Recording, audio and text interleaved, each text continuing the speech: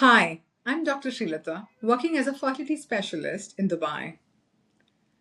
Today, I will be talking about low ovarian reserve or low AMH.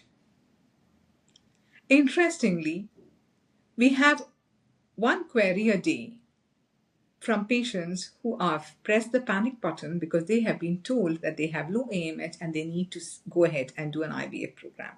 I would like to just re-emphasize what AMH is. AMH means anti-Mullerian hormone. What does it indicate?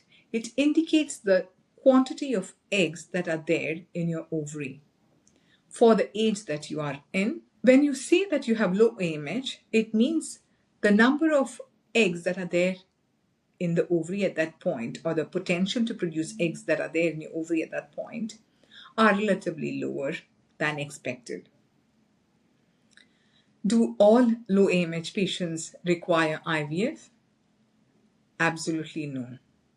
Remember, AMH is data, it's not destiny. AMH does not actually singularly tell you your chances of pregnancy. Pregnancy is multifactorial. So if you look at it from the women's perspective, it would include normal parameters of their thyroid, their prolactin, patent or open fallopian tubes, the uterus being normal, the intrauterine environment being normal, no inflammatory markers. And coming to the male partner, normal sperm parameters and decreased sperm DNA fragmentation. Now that we understand that pregnancy is a multifactorial condition, I wouldn't singularly go out and blame AMH alone. But it serves as an indicator for the treating physician to plan the options for the women based on the age and the conditions that they are in at the point when they present themselves to the clinic. What are the options for women with low AMH? Based on age, if it is an advanced aged woman who comes in with very low AMH, we would consider, if they're not looking at pregnancy, oocyte freezing or egg freezing. Couples looking at having a baby or planning a baby in the immediate future, it opens the door of conversation with their fertility specialist. Depending on the age and the other factors involved, the doctors could consider ovulation induction, and IUI, a simple method which is called the intrauterine insemination.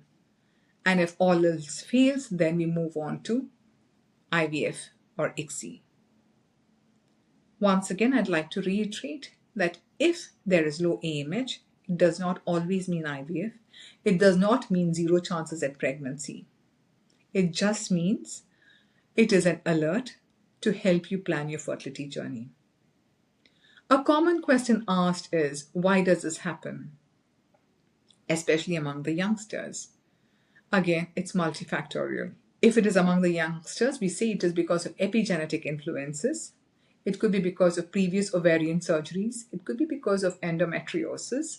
It could be because of chemotherapy or any other medical therapy that the women have gone through. Sometimes it is idiopathic. Idiopathic means that we still haven't been able to find a reason at all. For women with advanced age, it is the biological clock ticking, which means that we're born with a certain number of eggs. So as we have passed time, we've had that. It's like a funnel. So as it keep, I would like to say an inverted pyramid. So as the age advances, the numbers keep dropping.